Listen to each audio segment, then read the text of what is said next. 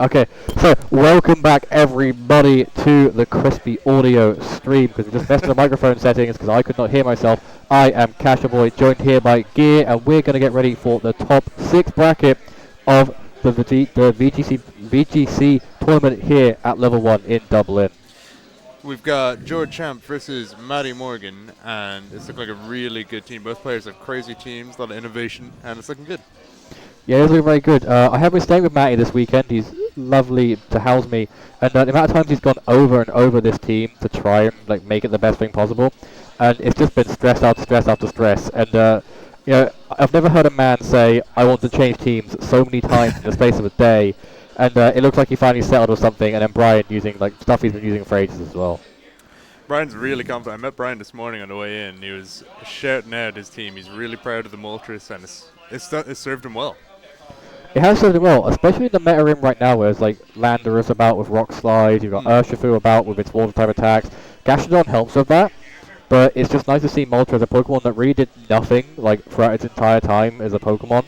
Is now coming back. All of the Kanto birds are good. Zapdos has always been good. Zapdos has been a staple of OU for years. Oh, it has been. OU, VGC, everything has been good. Articuno is good now because of the effect of snow. You get the defense boost. Yeah, Articuno's actually bulky for once. It is. I love it. I've seen it being top 8 in loads of tournaments. I'm like, this thing you should just see any move, it'll just drop. And now it sits around. A lot of people are going with the Snow Cloak plus Bright Powder. So you get 1.5 times your evasive, another 0.8 times, and then you get the 1.5 times your defense boost, and that's just going crazy. But talking about going crazy, we have some crazy leads. When I say crazy, it's your bread and butter leads really. Chien-Pao plus a physical attacker, and then Landorus. Good to be back, my old friend, alongside everyone's favorite little money man, Gholdengo. Matty's Gholdengo has been cleaning up, and I wonder is he going to set up for the nasty plot here, or It might go for it because there's a saying a lot of people say about Gholdengo where it doesn't matter how much damage you can do if you're not doing any damage. So if you're forced to go for this nasty plots to actually do damage, especially in this situation, the Iron Hand's in front of you, what else are you doing? Chien-Pao could just sucker punch you if you don't go for it, gets knocked out. You can maybe go for Ice Spinners, go into it. We've seen Ice Spinner into the Tornadoes now, puts it down to 34 HP. That's quite a good live, but not something you expect from most Pokemon. And we get the Berry Pop. Tornadoes is running. Where are we? It is running. It's the citrus. It's a citrus berry. It's your bread and butter, supportive Tornadoes right now. Tailwind, Bleak Wind Storm, your speed control, Taunt to stop any pesky Trick Room Pokemon or Spore Pokemon. And then Rain Dance is there for if you face the Sun Spam teams or just make your own moves more accurate. But then Brian just says, bin that off. You don't need any support, and just as we see it, it's gone. Yeah, we see the Wild Charge come out, and the Thundurus goes down turn 1, but he's broken the Sash onto Chien-Pao. Yeah, the Chien-Pao's got his Sash, which is a very, very important tool for Chien-Pao, given its typing. 4 times weak to fighting. It's not going to look at those Steel-type Pokemon. Even that Moltres, if it did come, it wouldn't like looking into that because it's got that strong Fire-type attack into it.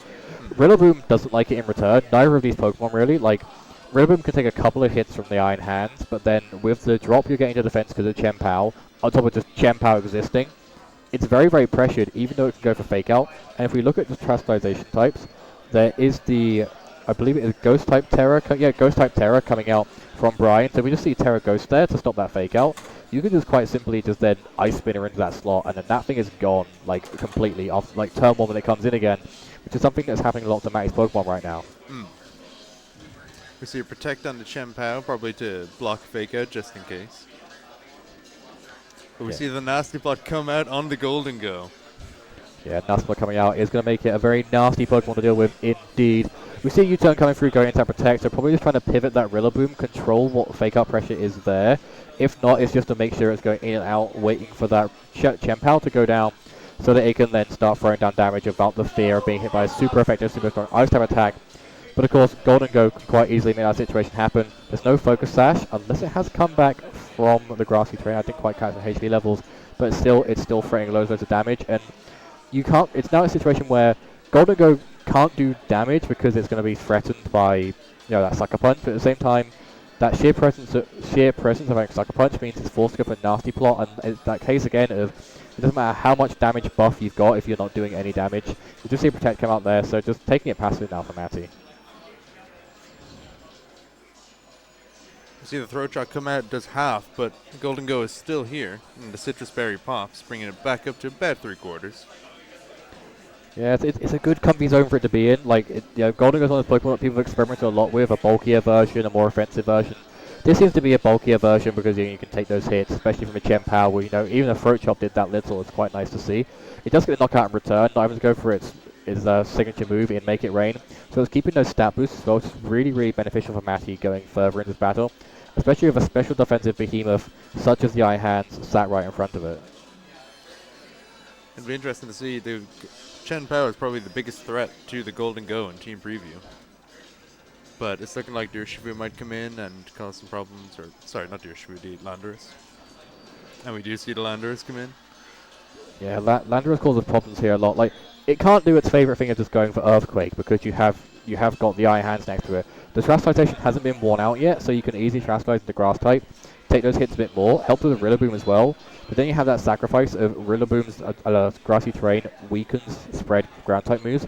So I do believe Brian has just got the most optimal way of just going for a single attacking. Yeah, it's stopping Tangible over Earthquakes. Even if they was going for ground type move, they're still going to target into one thing, and that will be targeting it into most likely Matty's Gholdengo, which means that thing is gone. It's got its boost. It's not as threatening. That still leaves Rillaboom open to start going for its grass type moves. Like, yes, you have the flying type to take those hits a bit better from the grass typing, but grassy terrain kind of mitigates that drop you get from having the resistance from flying. And then Iron Hands again, just super bulky. It's going to sit there, and if it's not doing damage itself with the typings that are in front of it, it's not really doing much at all. As Matty brings in his own Landorus. See the hard switch, get the Intimidate drop on both these physical attackers in the Iron Hands and the Landorus. We see another switch on Jort's side. It's a revolving door of Pokemon right now, as they would say in Pokemon Stadium.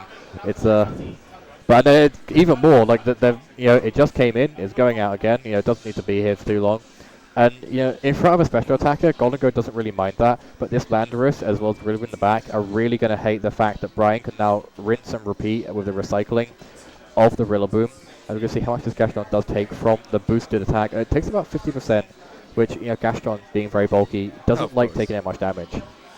Gastrodon, Jordan was saying, is his mascot and favorite Pokemon. He's tried to get it on every team he's played, and it's done so much work for him today.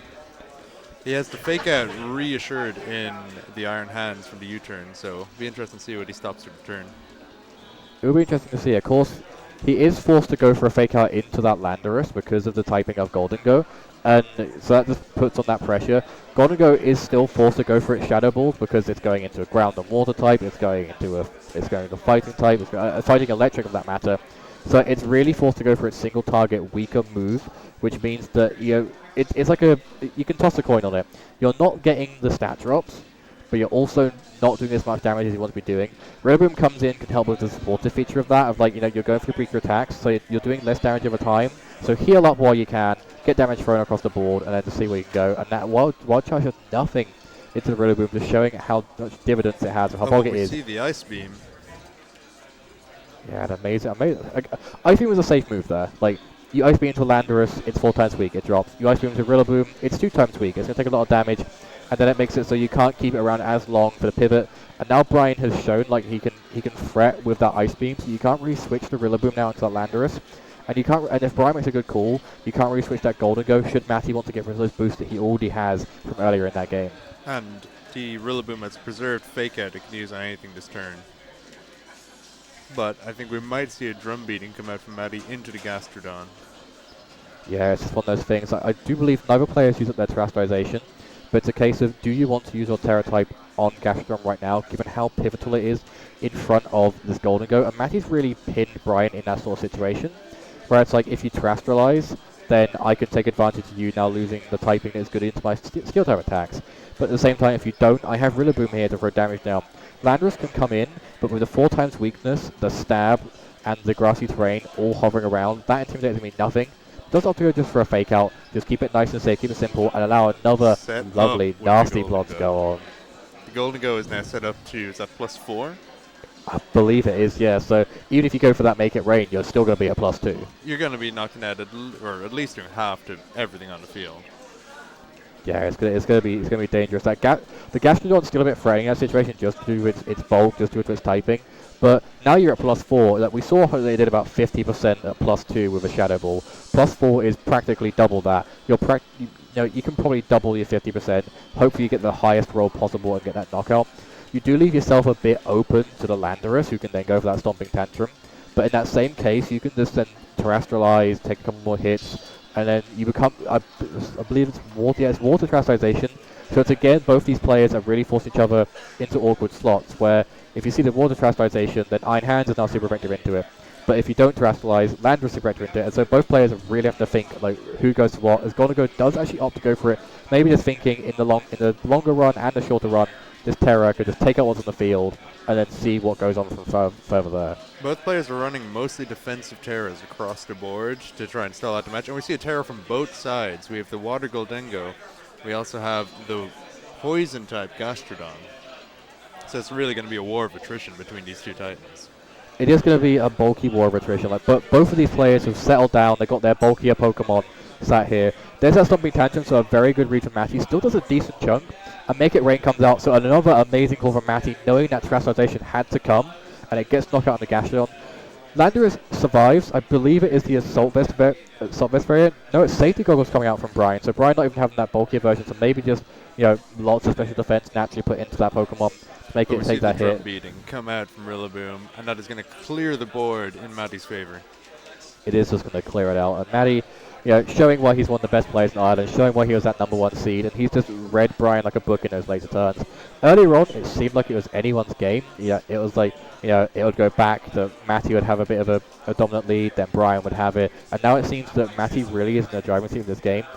With the Iron Hands on the field, like, you can just start cycling your Intimidate, your ground type with that Landorus, so you're not going to take much hits, and your flying type as well, so the fighting type moves are going to do less damage as well.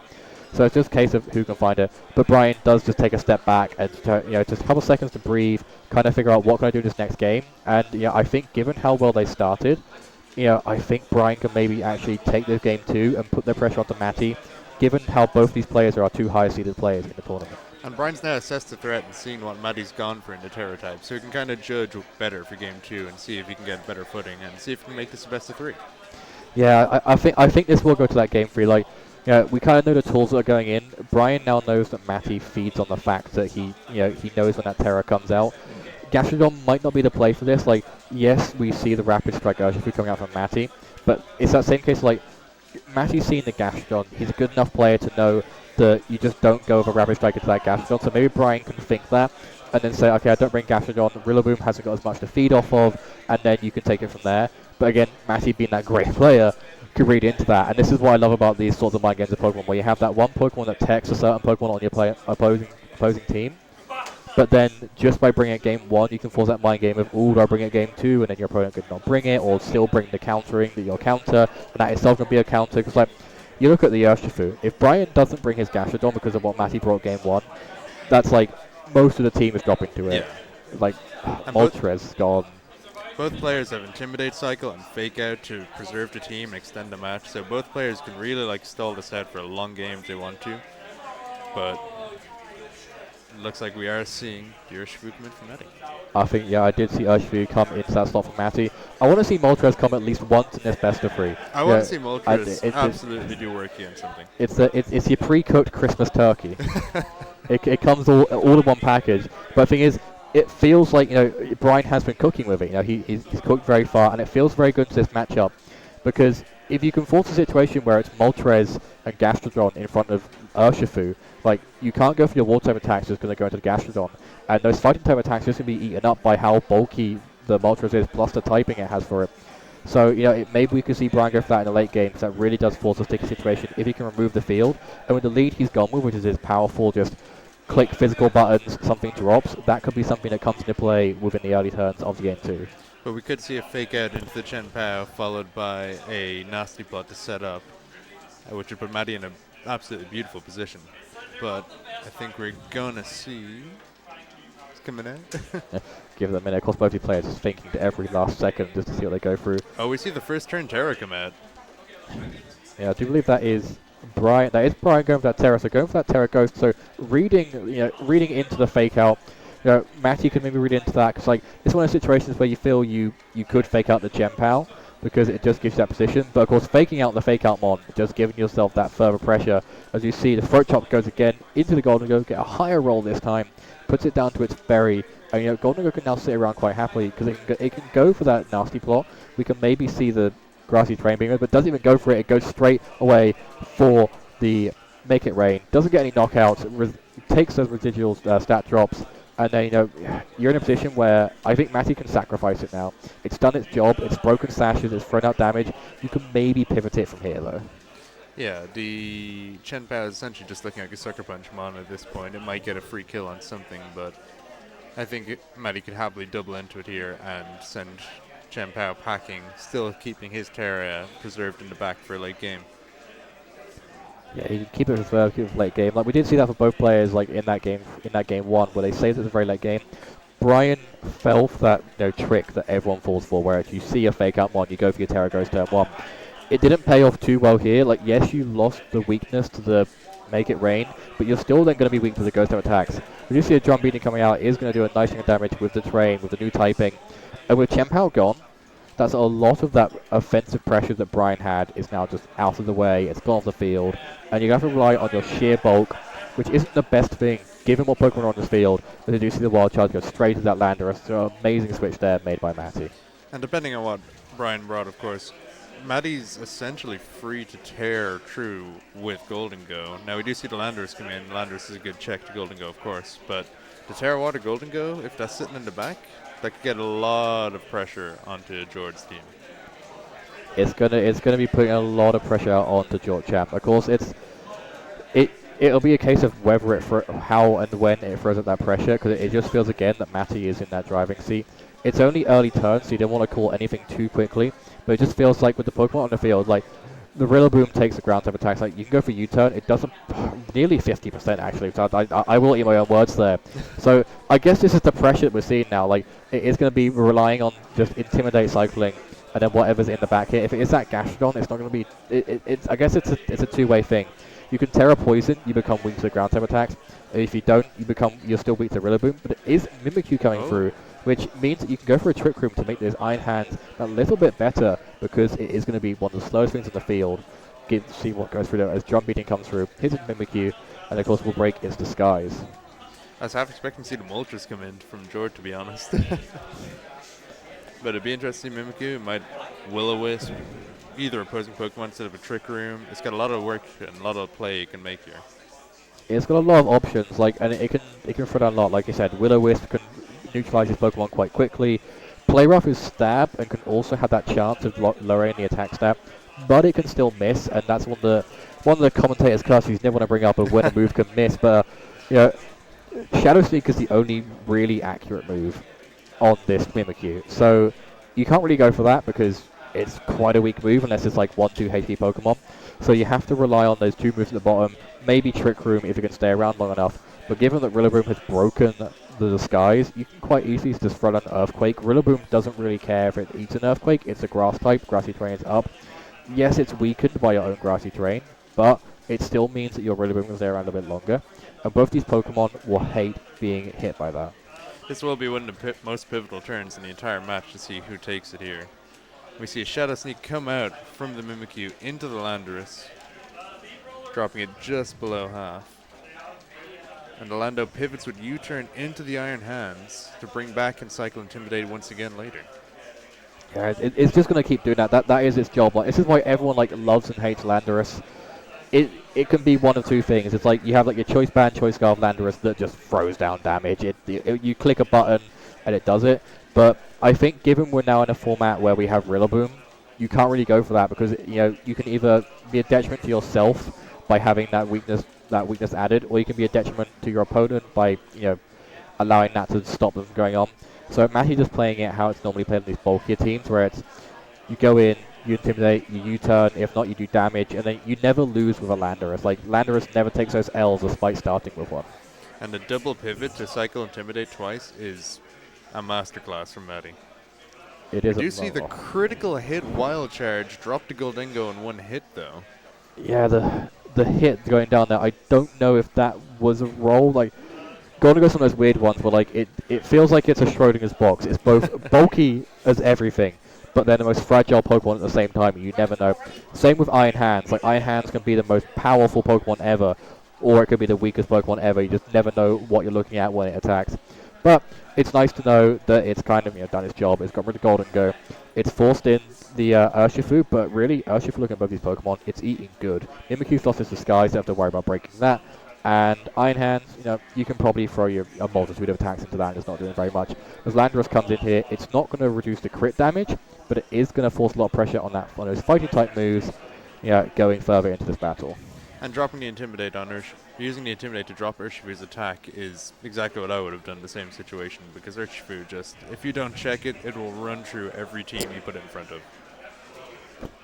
Yeah, it will run through everything. And when there's Terra Water coming out now, like, that's just going to be a case of Matty can just say, what, I've got my stab move, it's got guaranteed crit, look how much damage that does to a Landorus. It's Terra Water, triple crit, you don't even need all three of them. That kills two it just Landorus. Kills, yeah, 2 or 3 Landorus that have gone to that.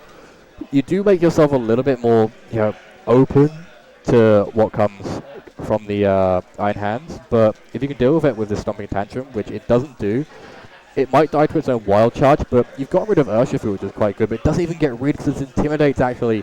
So it's going to sit there nice, comfortably, healthy. Only that 1 crit coming out from Iron Hands, so not bringing it where it needs it the most. And it looks like Matty can just take this game again from here.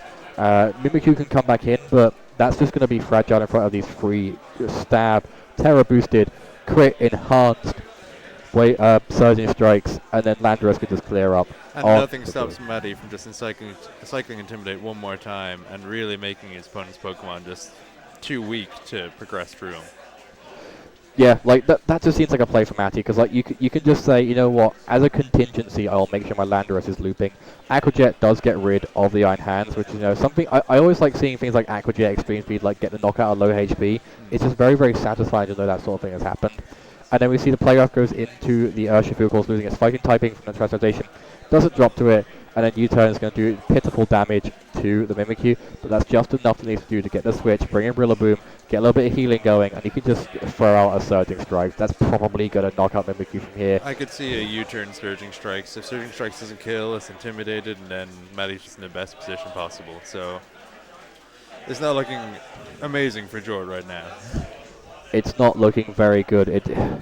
It's a sticky situation. Like, where there's a move, there's a way. Never player out, but yeah, like every player knows their routes. Every player, like there's like probably like a tiny percentile chance that something happens, because Pokemon is Pokemon. Critical hit, Shadow Strike or Shadow Sneak, and absolutely drop anything on the team. Like I wouldn't say it's anyone's game, but it would be a hard match to win. And Jord sees that and forfeits the match. He does forfeit. I did that little animation Mimikyu does at the end where it actually goes back up. If you cancel the game, it goes back upright if it's still on the field. I never knew I did that, but apparently it does now. But yeah, so Matty taking that game quite well, and just again showing why he was that #1 seed coming to this tournament. Brian put up a really good fight. That game 2 felt a lot more balanced than it did in that game 1, where like I guess they were both quite balanced, but that felt more of every turn felt like anyone could do it, whereas in the first one it was player A could do it first turn, player B could do it next turn. That felt more of tit for tat, where this felt more of a every turn was anyone's game. And then Matty, of course, went and took it. But of course, that's not the only action we have today, because we have a lot more matches in our top 6 bracket, both losers and winners. So we're going to cut to a short little break, and then we'll be back with the action as soon as we are ready. Cheers, thanks for watching, guys. It's really difficult to hear when you guys talk. I'm trying to hear it, and I'm like, no, stop talking. Alright, cool. Have you got next?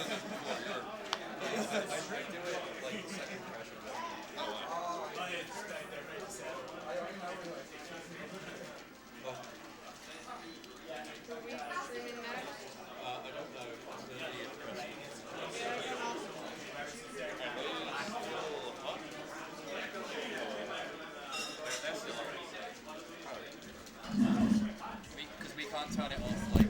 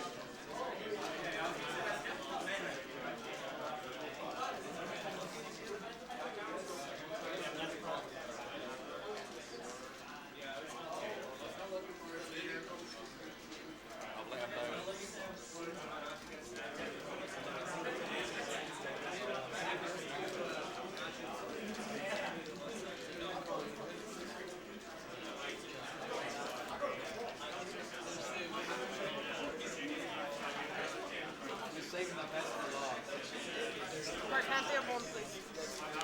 Thank you. Right, 2 minutes, come on, thank you, guys.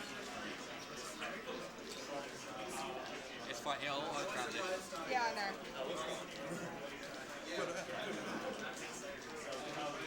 Gonna add, we're sponsored by Cup Noodles. Hot Noodle. Yeah.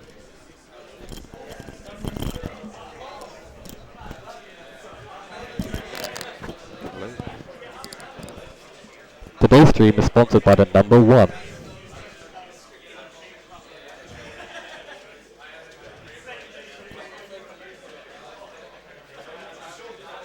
Our special guest, Mickey D. Ronald McDonald.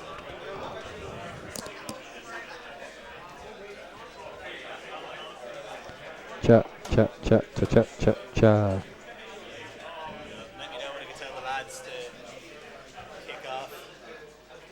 He's playing with balls. So you playing with your balls. I said that live on stream, I just realized. But yeah, we're ready when they are. Yeah. Have you got the teams right around? We'll see when it's on screen, don't worry. We're on Ember's side. Yeah, we're on Ember's POV, so Ember's player 1. Yeah. Yeah. I believe it's whoever's on this side is player 1. So if they're the wrong way round, press the swap teams button. We'll see. Yeah. And we want Ember on the bottom, 'cause that's who we're watching. You've just told me to Sorry, I can't see it from here, can I? Ladies and gentlemen, it's a professional stream. Look, at least I'm not Michael, who got the entire stream wrong. 5, 4, 3, 2, 1. Ooh, oh, hang on. Oh, Oh. wrong button. Take 2. Welcome back, everybody, Back. to the best Smash and VGC stream in the century, as you can tell. We are back again, our beautiful faces. You got us a little bit more until whenever we get kicked off. But anyway, so we have got an amazing matchup. We have got Peter, PK Fly, who we had on earlier this morning, against Ember, who has been a dark horse in this tournament. Kind of just, you know, people kind of knew them, like they've been known, people have like spoken to them, but they just turned up all of a sudden and are in the top 6 bracket. Ember actually didn't drop a single game until they played Maddie, so Ember's on the hot streak as well. Ooh, that's quite a good streak to be on. Like, just only dropping games to Matty, like, that's kind of an inevitable drop to death. Like, Yeah, if you're gonna drop a game, dropping it to the best player in Ireland is probably a pretty good person to lose to. that's a pretty good person to lose to. Yeah, I'd like to see if there's anything to lose from this game, because it's going to be one that's going to be really, really big to focus on. Because I believe it's the lower bracket. I want to say, yeah, losers semi-final. So whoever's out of this is out, and both these players are doing really well. Peter, PK Fly, of course, one of the most known players in Ireland. A good story about Peter is he won a regionals once in Spain, and he turned up late to round 1 because he got on the wrong bus or train or something. He then proceeded to go X in 1 for the entire tournament, face one of the best players in the world in finals, and then go to win it. That's insane. So don't count Peter out, whatever you do. Yeah, but of course Ember is doing pretty much the same thing. Like, he's just come out of nowhere and is like sweating the competition, losing to only the best in the country, and has a team that reflects that, going with both players actually going with everyone's favorite, the Chalk composition that is always really good when you have Landorus, Thunderous, and these sorts of Pokemon in the same format.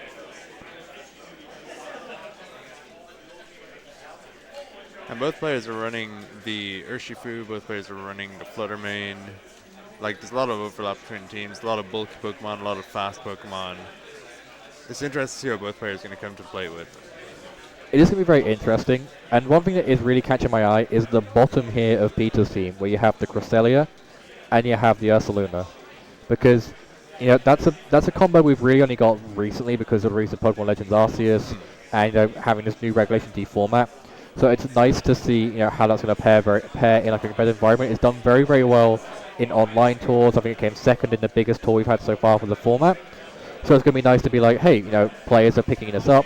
And it's going to be nice to see how it's operating on this team, especially because it seems to be a team where you've got 3 Pokemon that want to be in Trick Room, and then 3 Pokemon that want to be in the normal flow of play. But then Ember can retaliate that quite easily because you have the Heatran and Mungus that like the Trick Room, and the rest of them like to be super fast, which can, it's a back and forth because you can be a detriment because you can stop the Trick Room by being fast, or you can join in, you can play with them, and you can go slow as well. And the Cresselia is like a pain to face because it can Trick Room, it can Ally Switch, it can do one of 40 things. It can be bulky, physically bulky, special. It's so hard to get rid of a Cresselia on the field once you see it. It is pretty hard to get rid of Cresselia. Like, it did get a nerf in this generation with -10 to both its defensive stats, but it's still so bulky, and it still has tools that allow it to be so good. Its new move it got, where it basically just says, I'm going to heal so much health from myself and my partner, and remove all status conditions from both of us. That is amazing. And speaking of things being amazing, just instantly something has dropped. The Fluttermane just nuking the Urshifu, and it's gone, it's done, it's dusted, and that's both like a curse and a blessing because you got rid of his strong Pokemon, but you're now allowing for a switch in to come in, and that Fluttermane is eyeing up both of these Pokemon and being super effective in both of them. Gonna force a Terra early in this game, I think. Both players running Choice Specs Fluttermane, so that Choice Specs Dazzling Gleam will just rip through any Urshifu that's put in front of it unless they Terra to resist it. But we see Fluttermane and Amoonguss versus Cresselia Fluttermane. Similar matchup, a very fast, very strong Pokemon and a very bulky, very supportive Pokemon on the side. So it'll be interesting to see what happens here. It's going to be interesting what happens, like you said, how these Pokemon are continuously bulky and not very bulky. Fluttermane, I believe it is the Specs variant coming from Peter, so that's normally ones that opt to be a bit more bulkier. Obviously not bulky enough to take a Shadow Ball coming out from this Fluttermane. We've seen Moonblast coming out from Cresselia into that Fluttermane, possibly gunning for the special attack drop, because that is something that can be very, very good to this Pokemon. Yes, it's got one of the highest special attack stats in the game, but if you can control that, especially with a bulky Pokemon like Cresselia, you can sit there quite comfortably and be really, really happy. And now we see this Cresselia Spore, so there'll be no shenanigans of Trick Room or anything for a while, and it really puts Ember in a pretty good position here. Yeah, Ember in a very good position. Of course, putting Peter on his toes, it seems, because he's trying to think what to go with, and it's going to be a case, anything can come in here. You can maybe, if that Urshifu has come in the back, it would be very, very nice to come in here. Yes, Amoonguss annoys it by not being fully weak to its ground type attacks, and it can put it to sleep. But that Fluttermane, if it looks into the right Urshifu, is doing nothing. And that's Urshifu, I meant to say Ursaluna, but Urshifu, it's Brother Bear coming in, and it's also going to put a bit of threatening pressure down, because it can start throwing out nice damage to both these Pokemon. Even that Amoonguss, I've seen some Amoonguss take about 50% from an Urshifu if the Urshifu is built in the right way. Of course, and the only thing we've seen that has had any big effect on Urshifu as a wall is Rocky Helmet Amoonguss so far. But as we are spexed into Dazzling Gleam, we might see a switch on the Fluttermane, we're not quite sure. It's looking like Landorus might come in to intimidate the Urshifu and provide a little bit of a buffer, but that Cresselia, we don't know what's going to happen to it. It's either going to sit there, get absolutely beaten up, or he's going to switch out, but it's still on his first turn of sleep. It's still that first turn of sleep, There's always a miracle where you can wake up quite early, but I do believe because it was slept towards the end of that turn, it will have that guaranteed one-turn sleep. So that's going to play a part in the flow of this game. You see a Terastallization coming out onto that Urshifu. It is going to go into that Grass-type Terra, so often you see the Water-type Terastallization to do even more damage with your Water-type attack. But it's going for that Grass-type Terastallization, so this is an amazing change that we've seen be made, because it can make it so it's you take less damage, but that Shadow Ball kind of just says, what, let's just ignore that, let's do as much damage as possible in return anyway, as the Surgery Strikes is going to remove the Fluttermane, so you kind of have a double whammy of that. You can't be Spored, you can't be Rage Powdered, so that Fluttermane was going down no matter what move happened, and it just gives Urshifu that comfort, especially when it lived on that sliver of HP after that Shadow Ball hit. And the Terra Grass, as you said, resisting Rage Powder, Spore, not affected by anything, and we do see the Spore come into the Urshifu, and it's unaffected. Urshifu is now in such a prime position, took no damage, and is just out here ready to wreck house. Yeah, it took no damage, and it's ready to cause chaos right now. It's been intimidated, but then again, you've got your Terra Grass, so you can take, you can take the Spore, you can take the redirection, you can go for a Surgery Strike in that Landorus if you outspeed it, and that Landorus is most likely gone because your crit's just going to ignore the drop you got. Cresselia has a chance to wake up, so you can maybe go for a Protect plus Lunar Blessing to get the HP back. You can recover any sort of like mitigation that's there. It doesn't look like there's going to be anything going off of that because your Lunar Dance is going to go before any spores go off. So that's going to be very, very annoying, but it's still something that could be in the books there for Peter. We do see a Terastallization coming out though. Onto that Landorus, it's not going to enjoy taking those water type attacks. It does go for that flying type, which is going to be very, very good because it loses that potential weakness with Ice Beam if it is carried there on that slot, but it guarantees you're not taking as much damage in the water type attack, but still does a large chunk, especially with that crit, and doing more and more each time. As I do believe we went from a low roll into a high roll. I believe that might have been another high roll again there. But I do fully believe that Terra saved that Landorus' life right there. And we do see the Terra Blast come out from Landorus, Terra flying, that's going to kill 18 grass Urshifus back to back. Especially at that sort of HP range. Like, it's one of those cases like you could have gone for the Earthquake, but you don't want to hit into your own slot. And like it felt a little bit wasted of a Terra really, because like yes, you take more hits from that Surging Strikes. But, now what you're going to do, you Terra Blast it into like a 1 HP Urshifu. Like, that thing was going to drop to a sneeze. We do see Ursaluna coming in, of course, Ursa King as well as being called here on this screen. So I do believe that is the French name or one of the European names for it. But it is the King. It's the King in my heart. Ursa Ring was my favorite Pokemon. I got a Worlds invite in 2014 by using an Ursa Ring team. That was very, very fun. And, I just champion it all the way. Not as good as it used to be, but our big round lad here, he's here to save the day. He's here to save my childhood heart. And just kind of throw things under the bus just by staring at them. Let's not forget, Ursaluna being the prime Guts user in this format, especially with Terra Normal, where we've seen the Terra spent in this match, but Guts Ursaluna is absolutely a threat and will destroy most things put in front of it, to be honest.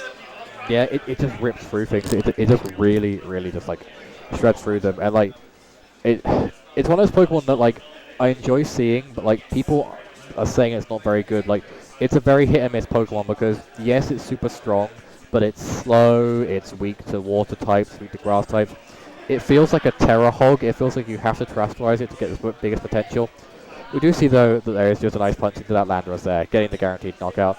I think any move would have knocked out the Landorus given the sheer stats that are on this thing, but no, a bit more safe, a bit aware for measure. As you see a Spore go out, but going into that Cresselia, trying to maybe call, maybe an Ally Switch or something, allowing that Ursaluna to get its burn up, and Ursaluna is quite happy and comfortable.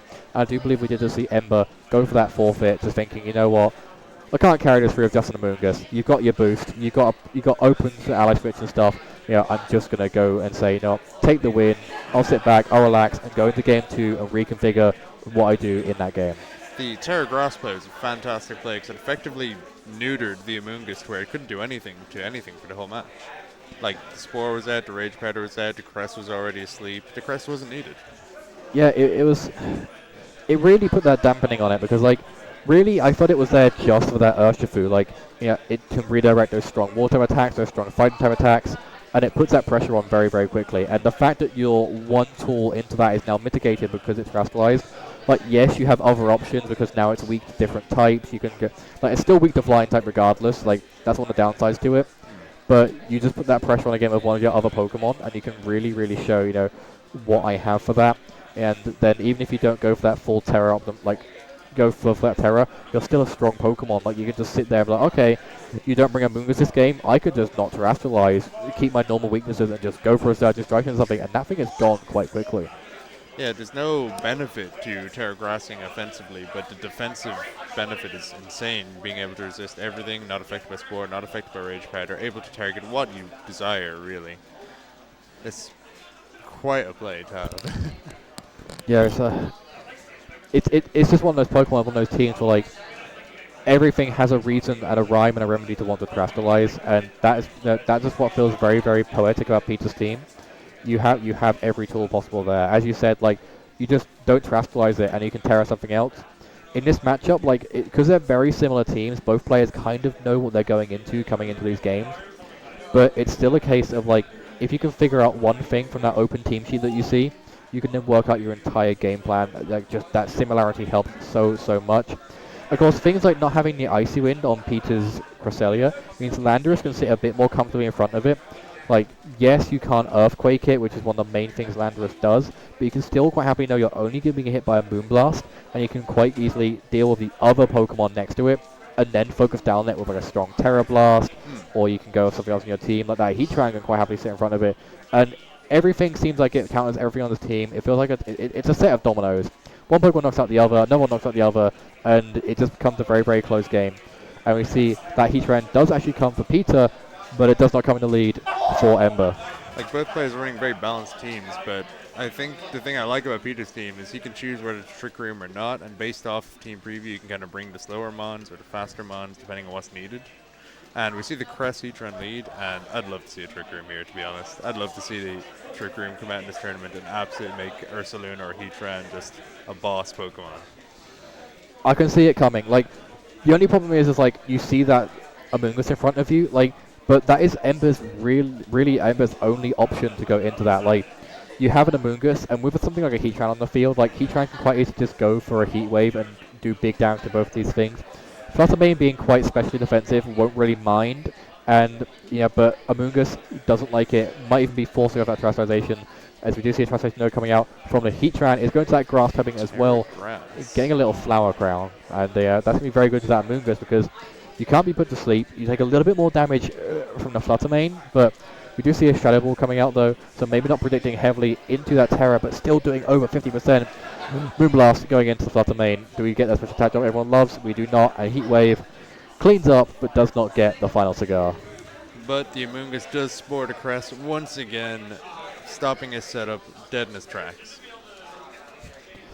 Yeah, it's stopping it in its tracks, and like, you can't see that Trick Room going up now. Like, I believe it went after the Amoonguss, so probably revealing that Trick Room. So probably thinking, if I can knock out Amoonguss quick enough, then I can just get Trick Room up scot-free. Now it's a little bit harder. Fluttermane has shown how much damage is thrown into both these Pokemon, and Peter has to respect this. But at the same time, with that Ursaluna in the back, Ursaluna can come in and can just throw damage hard down on these guys. You're locked into that Shadow Ball, so Moonblast is not a worry in the world for this Ursaluna. And it can come in, get its Flame Orb boost, and that can sit here quite happily. We don't know the EVs in these Pokemon, but a lot of players, especially on using Ursaluna, have opted to take a ton of the attack stat out, because it's already so high with that Flame Orb, and put it into special defense to give it a matchup into things like this Fluttermane. Yeah, with that Stab, Guts boosted, Flame Orb boosted Facade, it doesn't need the attack stat. It can invest heavily into bulk and still rip through teams quite happily under Trick Room. Because you're saying this Pokemon's slow, but it's bulky and it hits like a train. Yeah, it's slow, it's bulky, it hits everything. Protect coming out here from Heatran, you just keep yourself safe, especially in front of the Pokemon was there. You know, Fluttermane go for that Shadow Ball, is going to go into Protect, so an amazing call there by Peter. Perfect. And yeah, it's just, that was a free turn, like that turn, that was clockwork. Peter Protect, Peter brings the Pokemon in, call that Protect well. It was that case of maybe Ember thought, you know, oh, if anything, the Pokemon is weak to the Shadow Ball is what switches, so let's cover the thing that doesn't switch, so maybe both players reading into that quite well. But Peter just allowing himself to get the Ursaluna in. It's not in Trick Room, but it's still going to put that presence out. And with moves coming out of this Heatran, compared to what Landorus was doing, now that it's that Grass type, it's not taking as much. And that could be another forced Terastallization from this Landorus, so it can actually have a chance at knocking out the Heatran in front of it.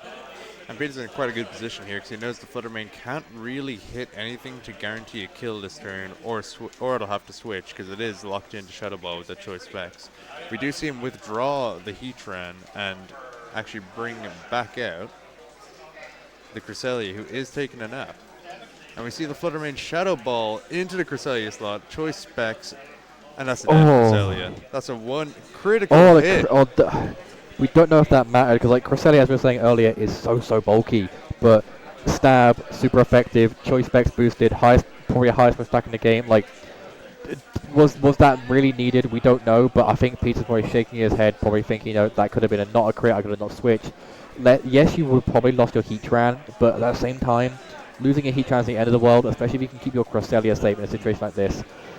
Someone calc that and let us know.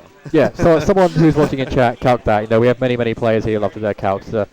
I will feel horrible for Peter if that was like that was like a 90% roll. Yeah, or what I hate is like when you do your calcs and like a crit could leave, like a non-crit could leave you on like 1 HP. So it's like either way it's a loss.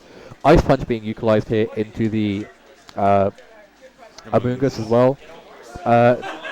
Doesn't do too much, but still puts a bit of pressure on it. Maybe not thinking Facade would go through too well. Just want to be like, you know what, That's Ice Punch. I could freeze if anything, and then if not, then, you know, super effective damage. Might have tunnel visioned a little bit, just thinking, oh, it's super effective, click it, forgetting, you know, the Facade would have done immensely more damage. I mean, looking at Ember's team, it's quite a safe play to go for, considering he's got the Landorus T, he's got the Thunderous Eye, he's got a lot of stuff weak to Ice, and if he was predicting a switch here, it was a bold move, but it could have benefited him in the long run, especially if Lando was going to come in to intimidate drop the Ursaluna. Yeah, You never know. You never know of these things. Like, Ursaluna is in a slot where it can quite happily, like, it has to go for a ground type move or an ice type move into the Flutter Mane. Its only ground type move is Earthquake, which, you know, even though yes, you Terastallized on your Heatran, isn't the nicest thing to go for, especially because you're now losing your fairy resistances that you did have, yeah, against that Flutter Mane. Protect down for Amoonguss, so the pressure is down on Amoonguss now to make sure it isn't going down too soon. See Shadow Ball coming out, going into the only slot I can really Shadow Ball into. That's one of the detriments of being choice locked. Heatran drops a the high roll that drops the Heatran with Shadow Ball there. The last hit did just under 50, I think. yeah, I want to say it did just below 50%, so getting it all the way through. But go for the Ice Punch into Flutter Mane, getting a knockout there. It's an amazing call there by Peter. So again, it's that case of like, you can go for the Ice Punch if Landorus comes in, and it's taking a big chunk. If not, you're hitting into thing with like base 50 physical defense. That is not going to take it very, very well. Urshifu is the option coming here, so we've got Bear facing down Bear. Now, unfortunately, one of these bears has a bit more of an advantage, giving its typing and moves it has to its access. But Flutter Mane quite actually, you know, puts a lot of pressure on that, even if it does give that Terastallization that we are seeing a player hovering over. And of course, the other Flutter Mane is also a Choice Specs variant, which deals very well with Urshifu, so it'll be interesting to see what happens here. This is, I would say, the pivotal turn of this match more than any, because depending on what happens here, we could see double KOs, we could see stuff go asleep. It really all depends on what the players are thinking and feeling here. Yeah, it depends on what they're thinking of doing. Like, it's going to be a wild ride from here, because we do see a Terastallization coming out. I do believe once that is the Urshifu Terastallization. The no Terastallization is on the opposing side. It has been burnt on that Heatran. By being Terra Water, you get your higher damage output, which is very, very nice into both these Pokemon. But at the same time, you still have that fear of Flutter Mane is so, so strong and can probably just break through this. With Dazzling Gleam in its arsenal, it can go ahead and do that. It drops an Amoonguss and puts Urshifu down to its yellow, even after Terastallization. And you can probably knock out either of these Pokemon, but even with one of them knocked out, you're still getting the other one targeting you. And it is the Ursaluna that is a target. It's going to drop down to that like a leaf in the breeze. But still, we have got this super, super powerful Flutter Mane just sat in front of an Urshifu that has no HP, which is very, very scary for Ember in the moment. But Landorus could be a tool to help out here. And aside from Pokemon like Draco Ball, Flutter Mane would be one of the fastest things in the format, clearly outspeeding both things on Ember's side of the field here, so it'll be interesting to see what he can do versus this. But we do see the Terra Water Aqua Jet come out from Urshifu, and it does about 55% to that Flutter Mane, and the Dazzling Gleam does drop the Urshifu. Dazzling Gleam drops the Urshifu, but with that Assault Vest Landorus sat there, even the strongest Pokemon don't break through this. And with Stomping Tantrum being clicked, Aqua Jet wasn't the strongest move, even that Terastallization, so it's not going to be, you know, doing too much damage, but the Stomping Tantrum clears it up, and it is now 1-1 apiece. We are going to see a Game 3 from PK and Ember. We are going to see a Game 3, and what an amazing Game 3 to see as well. Like, similar we had with Matty and Brian, where they were very, very similar in skill level. These players are both similar in skill level, given where they are in the tournament. They also have pretty much the same 6. So it's going to be a case of, you know, who comes out on top with their version of Chalk. Is it going to be Peter with the Ursaluna version of Chalk? Or is it going to be Ember with this more, I guess, modernized version of Chalk, with your things like Flutter Mane and Rapid Strike Urshifu being like the main tools in the whole thing? Yeah, both players clearly have potential to win this, and again, I would love to see a Trick Room come out from Peter. I'd love to see the Bodacious turn 1 Trick Room, or like ally switch into a Trick Room, because I really want to see Ursaluna just rip something apart. I do, like, as a fan of Ursaluna, I do want to see it just look at something and just rip it. Like, you could either switch it in after you Trick Room, you could do anything. The only problem is that Amoonguss just being there. Ember knows that Spore is going off before Cresselia can set up that Trick Room, and that is one of the biggest detriments. Amoonguss, if it comes in later, it's slower than everything. it's gonna put some pressure down. If it comes in the lead, it just spoils it, and then it goes ahead and does some nice damage to it.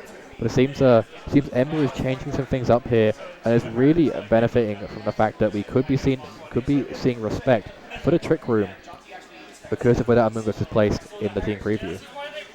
Yeah, we do not see the Prankster Thunderous come once again, but I think Ember's kind of locked down to 4 favorites against this team. We're going to see some interesting stuff. He's got the Landers, he's got the Urshifu, he's got the Fluttermane, he's got the Amoonguss. I missed what the last Pokemon was, but Oh, I didn't catch it either. I zoned out for a second there. But yeah, seeing what both players picked is well, at least what we saw Ember pick. It's going to be a good ride, and if we can see, maybe a Trick Room exploitation with Ember bringing the Amoonguss in the back, it is very, very good if we do see that Trick Room lead, because Peter feels like he'll have that free pass to go for that Trick Room if he leads with it, and then Ember can just shut that down completely by going like, okay, I can now switch in this mode, and we do see no Cresselia, which is also very scary, again, given you're forced to Terastallize to take a smidge of your Earthquake, but that could be a Cresselia coming in the back there to switch in, take an Earthquake, and with Trap being Terra Water, you take those hits a lot better from Urshifu, and that can be big, big damage thrown down to both of these Pokemon in the space of a turn.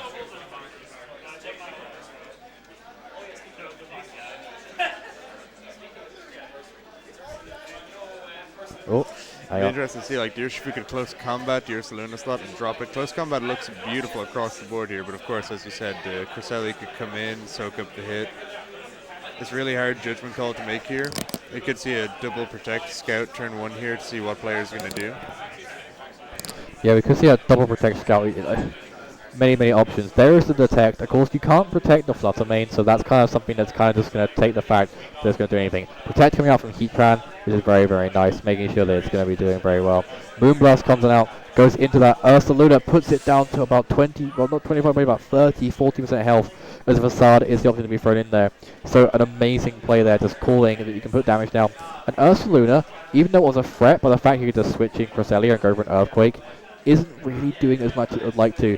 Maybe revealing there is no Cresselia in the back there, just fearing that that Amoonguss was going to put so much pressure on it, and it just did not come, and maybe trying to pocket with the fact that you could see Amoonguss in the lead with Heatran, go for that Terra Grass, and then just throw a Heat Wave into it.